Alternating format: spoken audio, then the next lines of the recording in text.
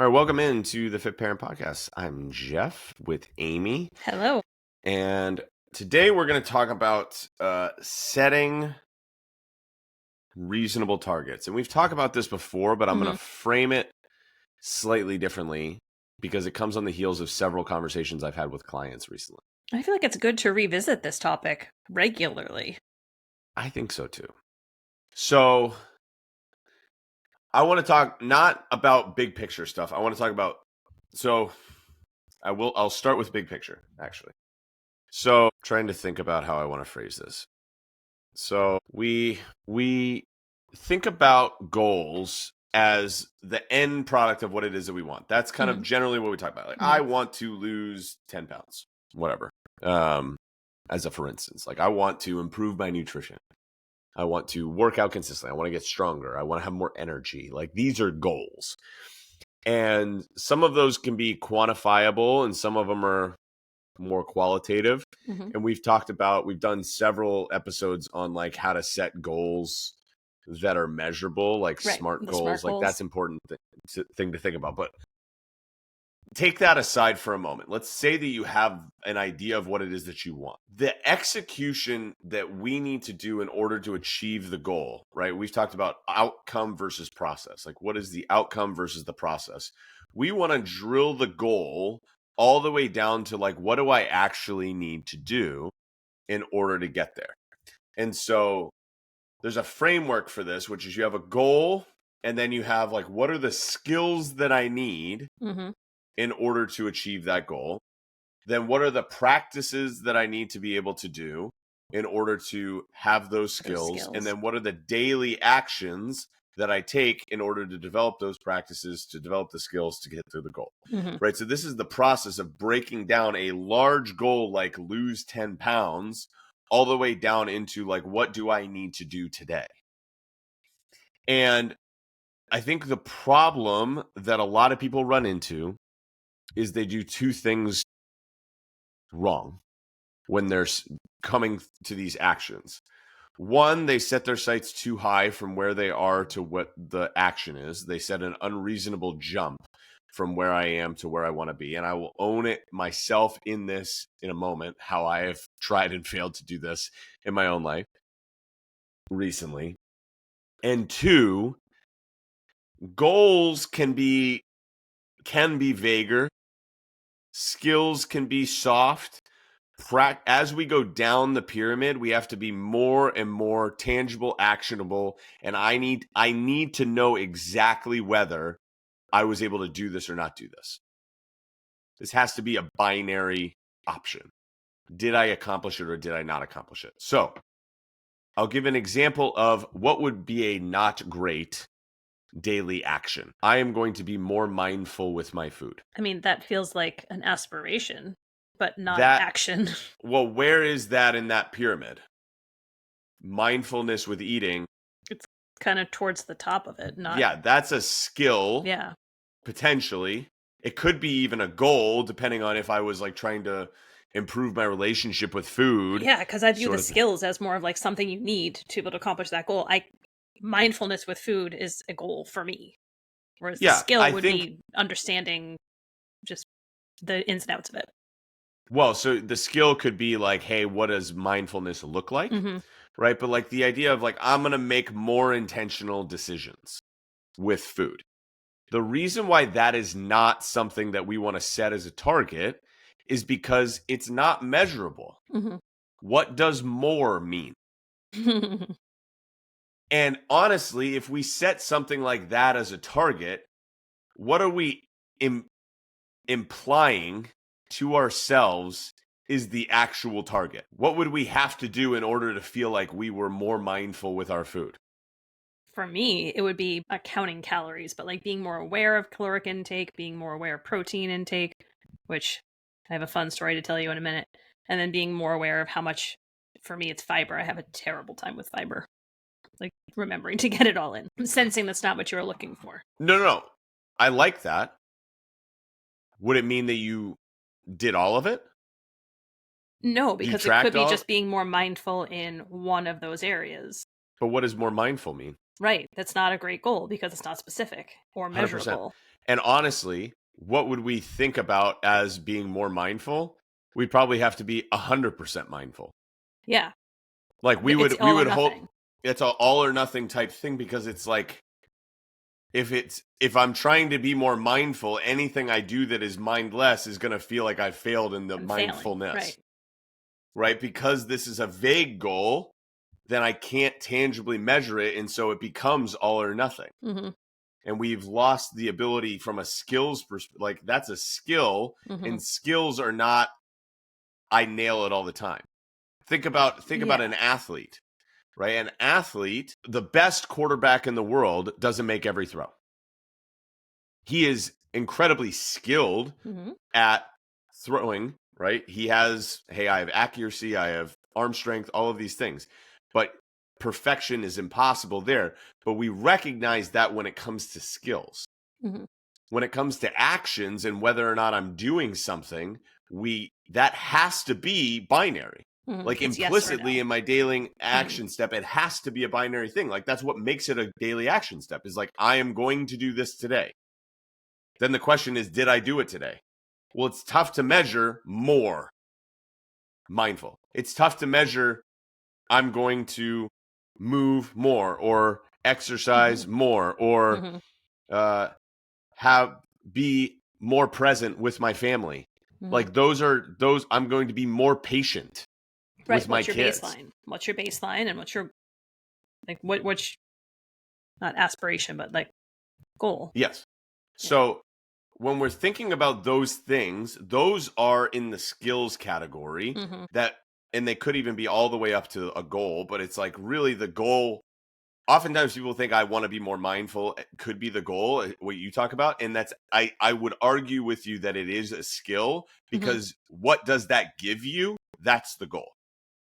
Okay. So if you were more mindful with your food, how would that impact your life? If I was more patient with my kids, if I were more patient with my kids, how would that impact my life? How would that impact my kids' lives? That's the goal, because the goal is not, I want to be more patient. Mm-hmm. The goal is really, I want a better relationship with my kids so that my kids grow up to be good people, right? Or positive members of society, and we have a positive relationship. That's the real goal, the thing that I actually want. And so the skills that I need in order to achieve that are, I do need to be more patient. Mm-hmm. I probably need to have more energy. I probably need to be more present. All of those are actually the skills that I need to be a good father. Yeah, That's I see the what goal. you're saying. I see what you're saying. So it's like these lifelong skills translate to this life goal that's gonna hopefully last you for your entire adult life. Well, so this is the thing that I tell people about with their goals when they're setting their big goals. Is like, hey, I want to lose 10 pounds. I'm like, that's great. Why? Yeah. Mm-hmm. And we did this when we initially did it. If you remember the exercise of, like, you got to do why 3 times. Like, you got to be like, I want to lose 10 pounds. Why? Well, because then I want to feel more confident. Why? Well, because I want to feel better in a bathing suit on the beach. Why? Because I want my daughter, when she says, hey, let me go swimming, that I get up and I go swimming. So what's the real thing that we want? It's, I want to go swimming with my daughter. Right. And I can proudly say, as of this summer, the only reason I say no is if I just ate food. Yes. Like, I can't, 30 minutes, I can join you. That's a myth. I know it is, but I'm still going to use it because I don't want to get in the water all the time because I'm cold. I get it. But that's the real goal, right? Which is like, I want to experience my life the way that I envisioned it being, right? I want to be the mom that I thought that I would be. And so losing the weight is kind of the gateway drug to the bigger thing. And so then you go, all right, I want to lose the weight, which is like kind of goal 2.0, is I want to be, present mom. So then I come back to, like, all right, what are the skills that I need in order to lose the weight and feel confident? Okay. Then we go into what are the practices? What are the things that I'm regularly doing to develop that skill? So go back to I'll do baseball, right? Because this was a thing for baseball for a long time, which was like, baseball is a sport where, again, from a perfection standpoint, does not exist. If you fail 7 out of 10 times hitting a baseball, you are a Hall of Fame level. Yeah, because that's a 300 RBI. 300 batting average. Yeah. Right. It's very difficult to hit a baseball. And so the idea that, one, the skill can't be perfect. It cannot be perfected. I'm constantly developing the skill. How am I developing the skill? Through practices that I do. Not just practice, but practices. Mm-hmm. So it's like, all right, I'm going to hit off the tee. I'm going to watch film. I'm going to hit in the batting cage. I'm going to take live batting practice. I'm going to do all of these things with some sort of regularity that's going to help me develop the skill of hitting. So then I become a better baseball player. So then I go all the way down to, all right, then what's my daily action? My daily action is I will hit 50 balls off the tee. I'll hit 50 balls in the batting cage. I'll hit 50 balls off of live action, and I'll watch 30 minutes of film. Because those are binary things. Did I do them or did I not do them? And the idea is, if I do the daily actions, I should develop the practices. And if I develop the practices, then I should develop the skill. If I develop the skill, then I should achieve the goal. Mm-hmm. Where we get into trouble is when we set daily actions as not tangible things that I can do, where we are set up to fail from the beginning because we know that's what we think that we ought to do, is be more mindful with our food or exercise more or whatever it is.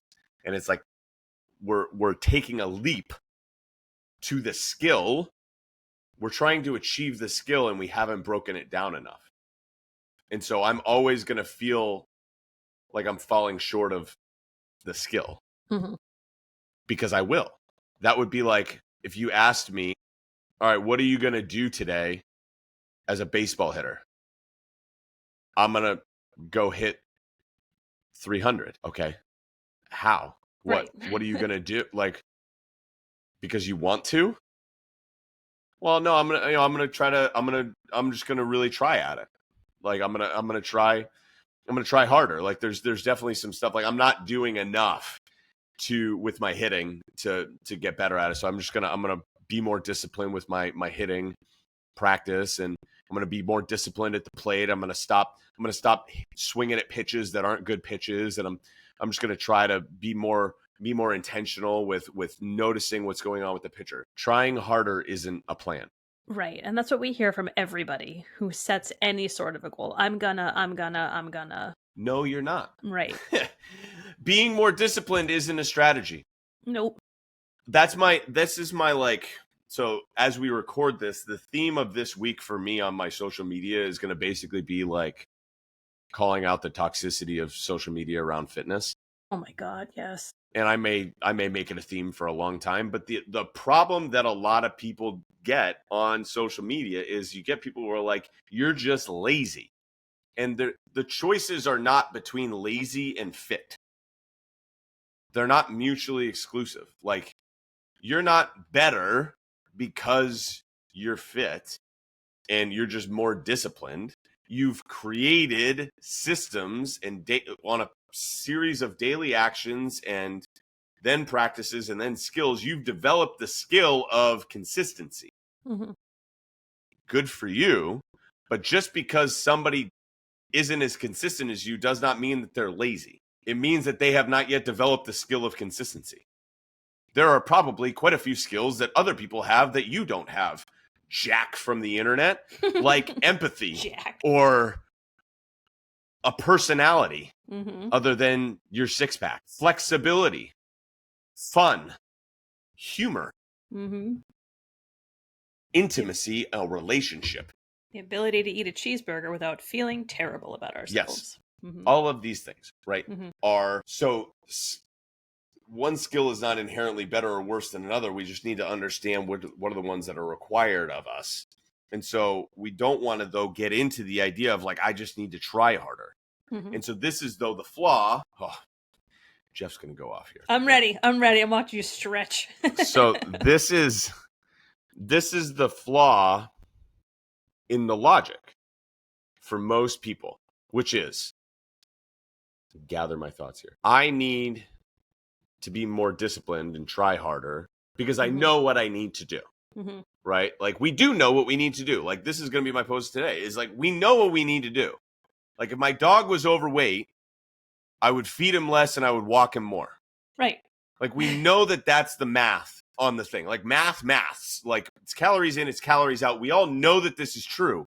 The reason why we don't do it is because it's hard and we don't have the skills to do the calories in, calories out. And so because we don't have the skills necessary to do the thing that we know that we need to do, we look for another solution.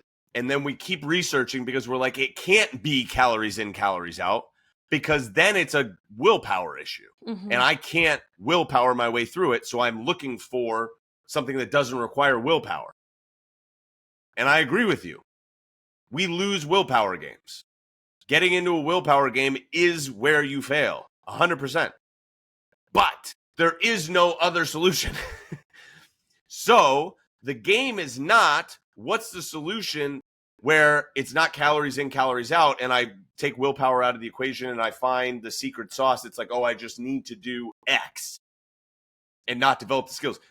The secret sauce is you actually have to develop the skills to do the thing, which is boring and takes a long time and is unsexy and agonizing and doesn't sell.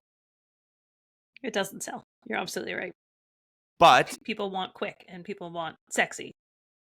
The reason why, like, it's easy to like be like, oh, people want this. The reason why people want that, 100%, people want the quick and easy. Why? Why do we want quick and easy? Because it doesn't take the work. But why don't we want to do the work? I mean, many reasons, but for me, it's because, and this is, I'm hearing myself as I'm thinking through it, being like, well, you didn't give enough of a shot. It didn't work last time. Okay. It didn't work. Because I didn't give it a long enough time for it to work. Maybe, or maybe we didn't have the skills necessary. So maybe that would be, not giving it enough time might be the case if I was doing the right thing. But I can't come on here and say the reason why I never made it as a concert pianist was because I didn't give it enough time. No, I didn't make it as a concert pianist because I wasn't good enough. I wasn't doing the right stuff. I did not have the skills, and I was not on a plan that if I gave it more time, I would have gotten. I wasn't on the right path. If I had kept walking, I still wouldn't have ended up where I wanted to go. So that's where we have to come back to, what are the actual daily actions that are going to get me to the goal? Because we're left with two choices. When we say, why is it that we don't want to do the work? We're lazy and we're looking for the easy way out, which again, that feels like a cop-out answer, because I don't think that we are. I think that we are inherently lazy because we look for what is easy, convenient, most comfortable, and feels good at the time. That is human nature. That's what we do. But at the same time, we're not lazy in other areas of our life. So the question is, like, why is it that we uniquely apply it to this? Generally speaking, it's because we've tried and failed. And so we think that because we tried and failed, we didn't do it. And we weren't on the right path. But that would be like me saying, oh, I tried out, I did a musical. I did one musical in high school. And the guy who played opposite me in my high school musical was on Broadway. Really? That's very cool. Yeah, the guy. So we did West Side Story my senior year of high school. Pause. Interesting Jeff story here. Yeah. So I lived my real life high school musical. Like I was Troy Bolton sort of thing, because I had never sang in public prior to auditioning my senior year for the musical. I had never sang in public. And it was during the playoffs of football season. Oh my God, did you go to your tryout in your uniform? I went to my tryout and I was like going to be late to practice. And so I like ran from practice. Like I did my tryout with like my pads under pants, basically. So you couldn't see them, but my lower pads were on and my pads were like outside in the hallway. And I finished the tryout and I sprinted out to practice during a playoff week where they were like, hey, we have a new role for you for playoff week. And I was like late to practice, and I knew, like, they told him, and I got called, and I didn't know what I was doing. Like, I was bad at it. I felt like I had very little clue what I was doing. And I got, if you're familiar with West Side Story, the main characters are Tony and Maria, and then the second male lead and female lead. So the second female lead is Anita. The second male lead is Riff. So it's the second male lead, and I got Riff, and which is not a Very small cool. role. No, it's not. And I got that role, and I was in the musical. And the guy who played Tony, we had a bunch of scenes together. His name is Zach Benkow. And we all knew, like, he was voted most likely to be famous, like all these, like he was incredibly talented as we grew, as we were growing up. And so, like, I was outshined on stage with him, like 100%. I mean, anybody would be. Yeah. But, like, we tried to live up to, like, I tried to hold my own, and I don't think I got buried by him, but, like, he was incredible. So he did the Broadway tour of Aladdin, and then he got actually on Broadway and he was on Broadway for 2 or 3 years, and he just left within the last year and a half or so. And I don't remember what he's doing now. But he's doing some other role now, but he's incredibly talented. But the idea is, like, it was right there. Like, the guy was on the stage with me. So you could be like, well, I just, it didn't work for me. Mm-hmm. It's like, no, I'm not as talented as him. I'm not as talented as him. Like, I didn't work as hard as him. I didn't, whatever it is. But, like, I wasn't even on the same path as him at that point. So the idea that I could be like, oh, it didn't work for me. No, it's not because it didn't work for me and it worked for him and I'm the exception. And you know what I mean? It's like, no, he did it longer, failed a bunch, started when he was in, like, 8, and did a bunch of stuff dramatically differently than me throughout his whole high school career to the point that we were at, and then beyond that. The idea that, oh, I didn't give it enough of a runway is like, there's no alternate universe where Jeff is on Broadway. There just isn't. I think that Jeff could be on, doing regular plays in Portsmouth maybe, but there's no alternate universe where Jeff is on Broadway, at least with the path that I went down. I wasn't on the right path to do it. So it doesn't matter if I had from that moment on been like, oh man, I'm doing it. And I pivoted and I'm like, I'm going to be a theater major and all this. Like, it just wasn't, I didn't have the stuff. So it's not just a timeline thing. And it wasn't that I was too lazy. I liked it. It was just, I opted to do different things, and different things mattered more to me. That's the equation. Is that different things mattered more to me. So it's a matter of priorities again, and what we're willing to do or not do. But the problem that we get into is that we become then information gluttons, because we're just trying to consume more and more and more, because we're trying to find the solution and the hack to do it. And it's not that. The key is you actually need to be on the right plan. That's step number 1, is you have to be on the right plan, and then you have to stay on it long enough. That's the whole equation. That's the whole game. And so the process of that, though, is I have to come all the way back to, am I on the right plan? And how do I stick with it? That's what I have to come back to. And why don't we stick with it? We don't stick with it for a variety of reasons, but it's usually because the plan that we're on is not reasonable for where we're at. So therefore, we can't stick with it. Because most plans will work. Most plans will work. There's a cost to all of them.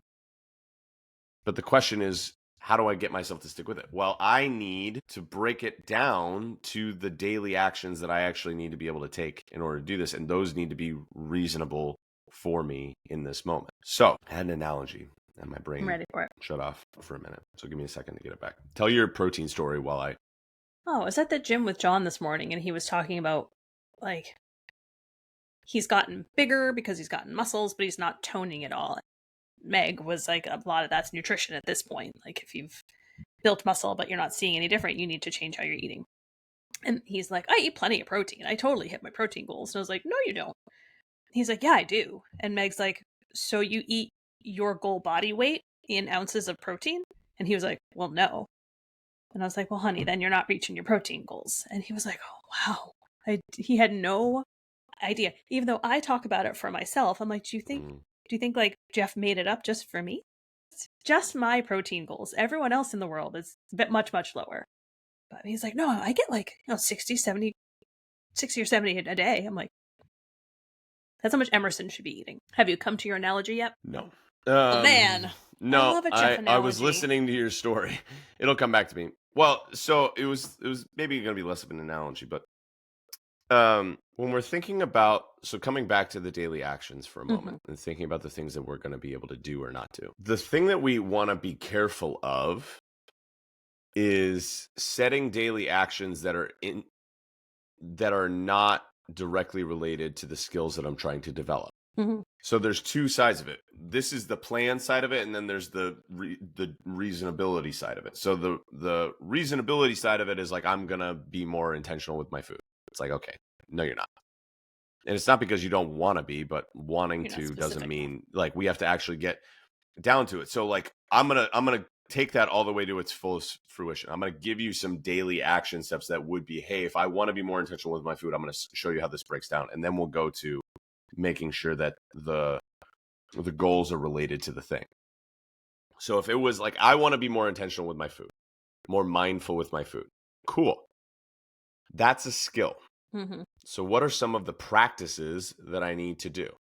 Well, that would be probably planning your meals, not necessarily prepping, but planning, like knowing ahead of time what it is that I'm going to eat and when I'm going to eat it. So that would be like a practice that I would regularly get into. I'm writing notes, by the way.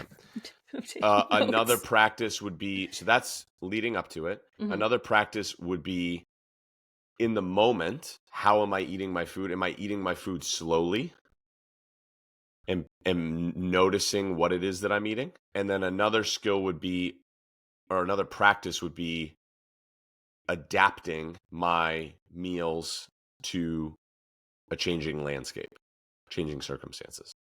Kind of like you were talking about last week with the July is a bit heavy for events. Yes. How do I adapt my plan based on even just hiccups, right? Like, oh, we don't have X right now. So like, as a for instance, today for lunch, I do not have my normal grilled chicken to make my normal fajita wrap. So what is my plan for today? Is it just, okay, I'm going to eat whatever's lying around, I'm going to go to takeout, whatever it is? That would be a non-mindful decision versus like, what is taking the extra couple of minutes to see if I can Tetris my way into something that's not exactly what I would do, but it's closer to it. So those would be the practices. What would be a daily action to the planning side of things? Okay, so a daily action or a regular action would be like, okay, Sundays I do a week ahead.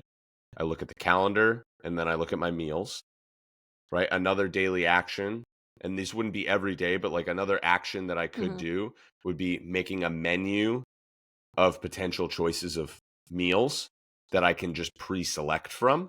So when I'm building out my plan for the week, we've talked about this before, having 10 or 15 dinners that are just in my rotation that I just plug, drag and drop into the meal based on the different circumstances. We've talked about as well the different types of dinners that I talk about, which are make-aheads, quick, and then normals, and or like ones with leftovers. And then being able to be like, okay, this is a night where I have enough time to make a full meal and have leftovers. So I'm going to do that this night, and then quick and whatever it is. So those would be daily actions. And then maybe doing a midweek reset on the half hour thing that we talked about. We talked about that, right? The newsroom analogy, how I learned about the reset on the half hour. No, I don't think you and I have talked about it. Is that just like when the newsreel almost starts over again at the half hour? Kind of. This is so I watched I was into the newsroom, and this is where I learned about this, and then I've seen it in other TV shows, sports talking heads, where if there's like a big story, right? Whatever, there's a earthquake or something like that, where everybody like, all right, I want to turn on the news to see what happened with the earthquake. Okay. That's the leading story at the beginning of the show. And so everybody tunes in for that. And then that's the first 15 minutes. And then they tease you on what's called the B block. That's the A block. They tease you on the B block. So stick around. After the break, we're going to talk about X, right? And that's their second most interesting story. And so you might get a decent amount of people to be like, okay, that seems interesting enough. I'll stick around for that thing. But most people at the end of that second block of time, that B block, are like, all right, their interest is waning. So what do? You do what's called a reset on the half hour. Meaning you revisit the story that made them want to tune in, but you do it slightly differently. So like hey, after, so at the 30-minute mark, so 15 minutes, 5-minute commercial break, 10 minutes, right? Coming up after the break at 9:30, we're going to talk about the earthquake again and disaster relief, right? And it's a slightly different framing. So all those people who came in for the earthquake are going to stick around for another segment of the earthquake. And then you tease them again on now the D block. And now that's how you've gotten people who wanted to show up for only 10 or 15 minutes to stick around for 45. It's because you do the reset on the half hour. And so this is the idea with planning for the week, is if you start your week on Sunday, the idea that your week is going to go according to plan all the way until the following Saturday is ridiculous. Like it's like weather. Like if I look at the weather right now, it's Tuesday as we record this. If I look at the weather for next Monday, it could be anything.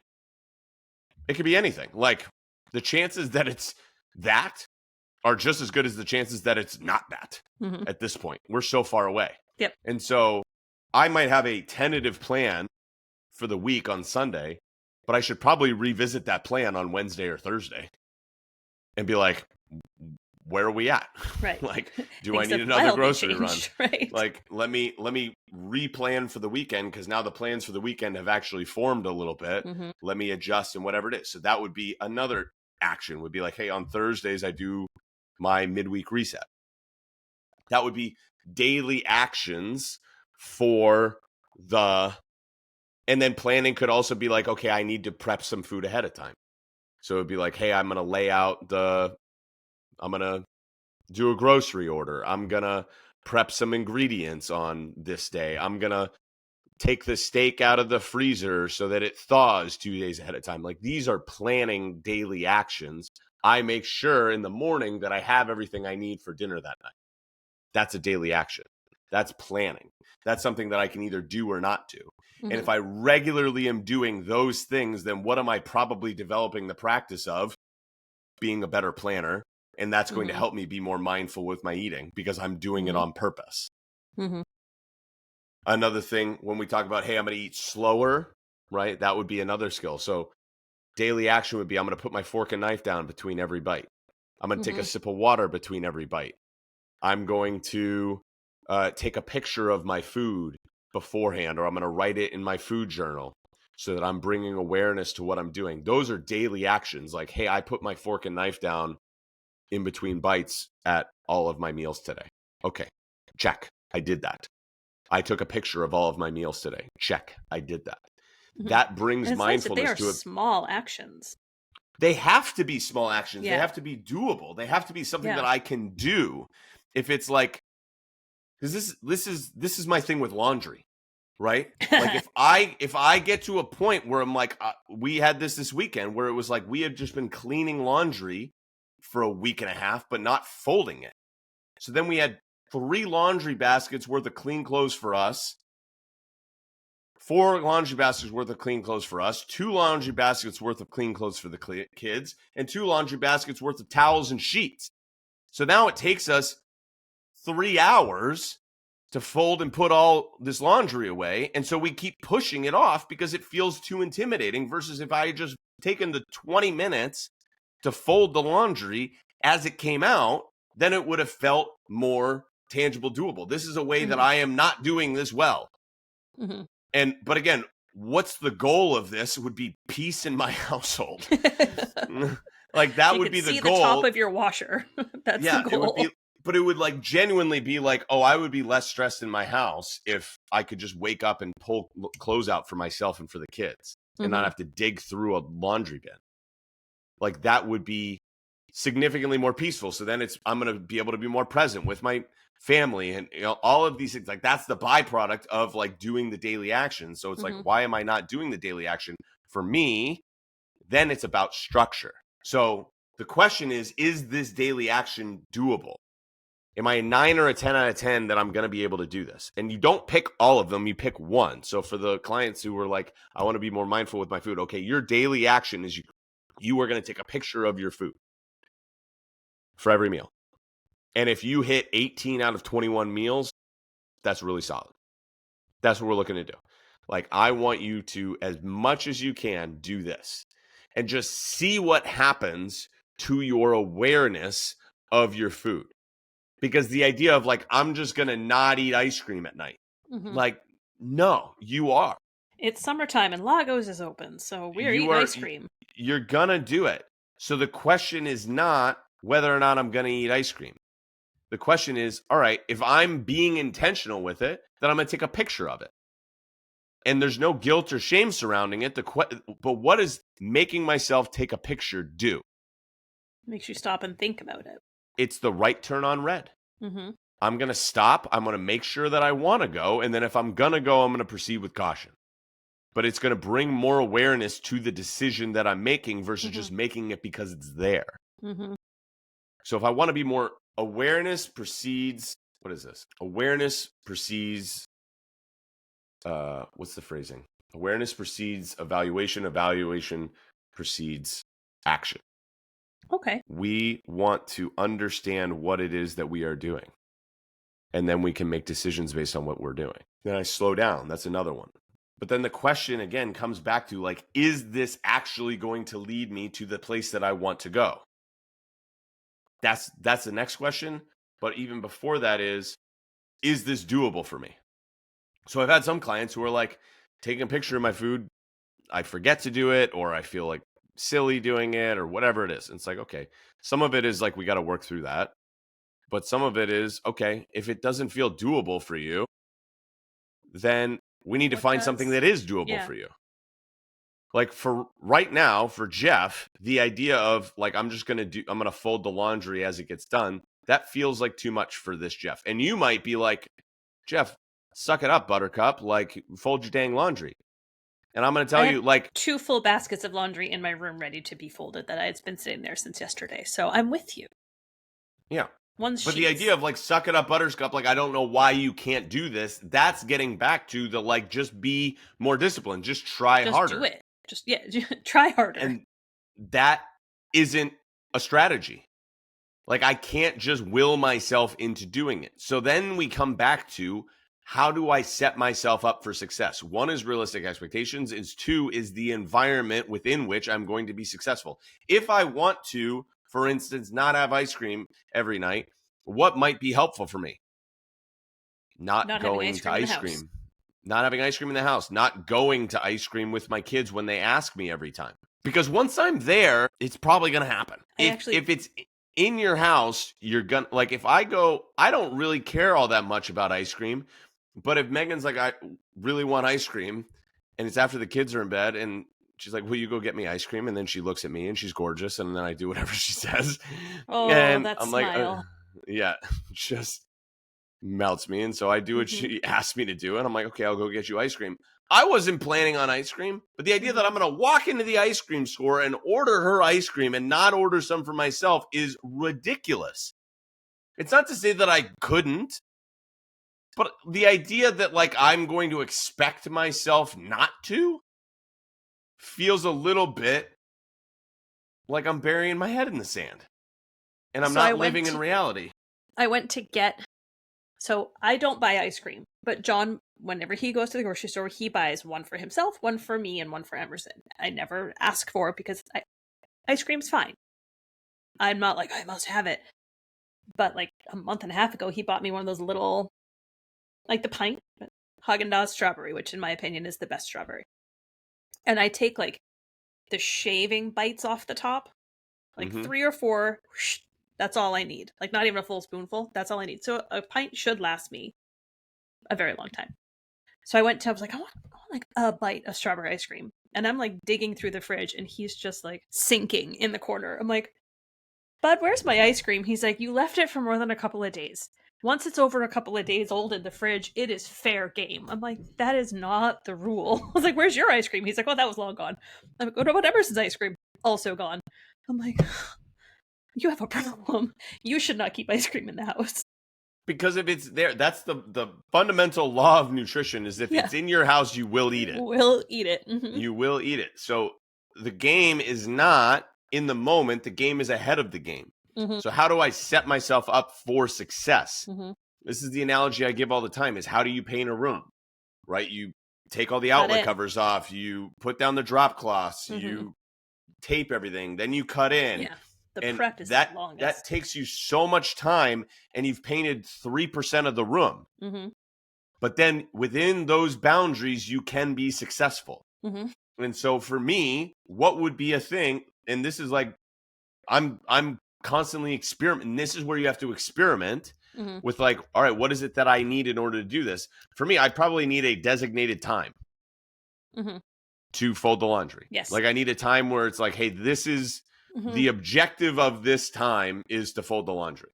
In the same way that there's an objective period of time where I exercise and have breakfast and do a quiet time and go for a walk. Like there's a time where it's like, okay, I do it.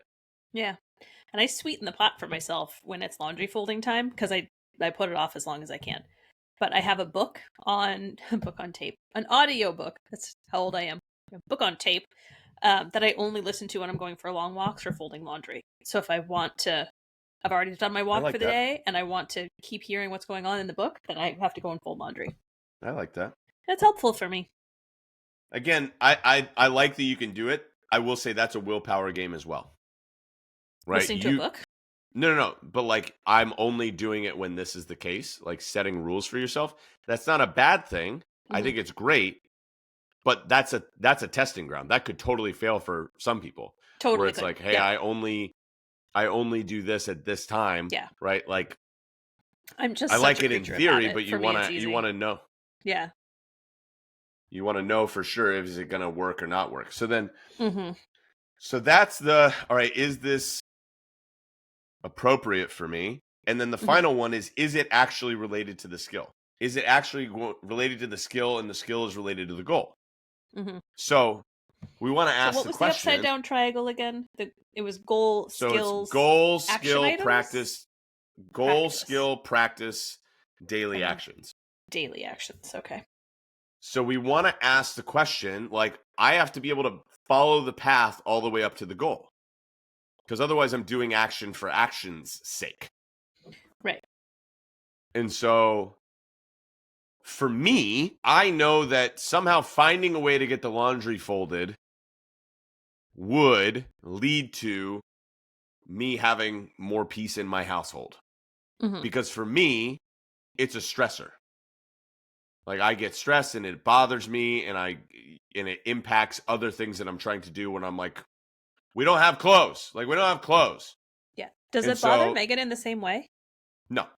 I think it bothers her in certain ways. Yeah. But the times, like it does bother her, but one, she's got more clothes than I do. So that she has more options than I do for my own clothes. And two, the times I generally lay out the clothes for the kids because I'm up earlier in the day. So it's more often directly. It's more often doing it, but it's impacting her indirectly because I'm stressed and therefore I'm, you know what I mean? So it does impact everybody because of that, but it's generally on me or it has been generally on me from a structure of our household because now it might shift as the work responsibilities shift, but like I have been doing a little bit more around the household type stuff for a while because that's the roles that I'm kind of running the house while she works 2 jobs, and now it's going to kind of flip the other way a little bit. And so it might be more on her. But the idea is like, I want to be able to draw a line from if I figure out the daily. So again, I'm 100%, I want peace in my household. So what are the skills that I need? All right. So I would really like it if this, and this are regularly done. So then what do I need to do? I got to practice those things. And now I'm still trying to figure out what is the daily action that I can take so that the laundry gets done, so that I feel like the chores in the house are well set up. That's the skill, right? The household is set up for success. That's the skill for peace. There's other things that I need to do, which is like the skill would be emotional regulation for Jeff. That would be another skill that would lean into peace in the household, right? That would be another skill that is entirely separate from that. And so we always want to ask, like, is this getting me there? And so the idea of like, if daily action of tracking my calories on MyFitnessPal, that's what a lot of people kind of get something like that in their head of like, if I do this, therefore I will lose weight. But the question always needs to be, is that actually going to get me there? Is there actually a path all the way up? And that's an example of, yes, if I tracked my food every day in MyFitnessPal for all of my meals, it would help me lose weight. And one, is it the only way? No. Two, is it feel reasonable, at least at this juncture, for me to do that? For most people, the answer is no. At some point it might be, but starting out, that might be the equivalent of I'm going to walk 15,000 steps a day when I walk 5,000. It's too big of a leap. Too big of a leap. It doesn't mean that that's not a good thing to work toward, but if I'm trying to work toward walking with a lot of movement, 10, 12, 15,000 steps a day, something like that, well, what would be the daily action that I could take from where I'm at right now that is going to build the practice, which is then eventually going to allow me to do that more? Well, I should probably wake up and go for at least a 10-minute walk in the morning. Or you even said, like, in the middle of a meeting, if you can, walk around your office. Walk around your office in between meetings, right? Walk park around far your block. away. Park far away. Those types of daily actions that I can take, that if I stack enough of those together, I've developed the practice of searching for movement. And if I develop the practice of searching for movement, then I develop the skill of regular movement, which leads to me having 10, 12, 15,000 steps a day, which therefore leads to losing weight, which leads to being more present for my family, having more energy, having more confidence, whatever it is. So when we think about the things that we're trying to set up in terms of like, what am I going to do? What am I going to do this week? What am I going to do today? Right? We always want to come back to this process of like, what am I trying to accomplish? What would the person who has accomplished that, what would be their skill set? What would that person look like? What would they be able to do? What are the things that if I do those things, I will achieve these skills? And then break it all the way down. Now that can be challenging if you've never done it before, because now you're trying to come up with the answers to the test when you've never learned the material. And so we know intellectually, hey, I need to move more. I need whatever it is, like the basics of it, but the actual execution, we know the what, we don't know the how. Right. And that's what it's And the how is the whole game. The how is the whole game. We know the what, we don't know the how. And oftentimes that's where we need the support. It's okay to ask for help. Call your local Jeff. That's what Jeff does. That's what I do. I do the how. I do the how with you. We'll talk about the specifics of the what, but the vast majority of our time is spent figuring out the how. Because if you could do the what, you would have done it. And it's not your fault that you can't. Yep. It's you don't have the skills yet. And it would be unrealistic of you to get mad at yourself for not having the skills that you've never developed, that nobody's ever taught you. It would be like high school Jeff in his first musical, opening the musical with a ballet solo. Is this on tape? It is on tape. Video somewhere. cassette? It's on DVD somewhere. On DVD. Look at you, youngin'. Yeah. Is it on VHS?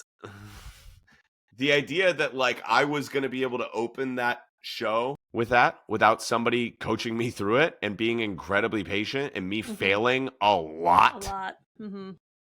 But what did I have to do? I rehearsed for 2 months and I did it every single day. Like other people didn't rehearse as much as I did, but I had to. Yeah, because you didn't have the skills when you I started. didn't have the skills. Mm-hmm. The what wasn't the issue. It was the how. Mm-hmm. And I needed help with the how. Mm-hmm. I needed people in it with me. Yeah. And I needed people who had done it before to walk me through it. I had my director and my dance instructor, but I also had like my dance leader, my dance partner, and like the big dance number scene she was, I think, a freshman or a sophomore at the time, but she was a 6-year theater vet. Like she was incredibly good Mm-hmm. and was able to be like, kind of help me through it. Like Mm-hmm. people took me under their wing and helped me through it. People who had done it before. Like I was the project of the show. Yeah, but also seems like you weren't afraid to ask for the help and accept the help when it was offered. Like there are a lot of people who white knuckle things and like I'm gonna do it myself. And that's really hard to break. And that's because we think that we ought to be able to do it. Mm-hmm. And this is where having realistic expectations is essential. You have to recognize that you don't have the skills and it's Mm-hmm. not your fault. But to develop them, once you develop them, then you can apply them to a lot of different areas. All right, gang. If you are in a spot where you are looking for some help with the how, send me a message, DM me daily action, because I think that'll be kind of the theme of this, and we'll get going. But I appreciate you listening. Do the things that you do with podcasts, like, share, subscribe, send it to a friend, and we'll talk with you next time.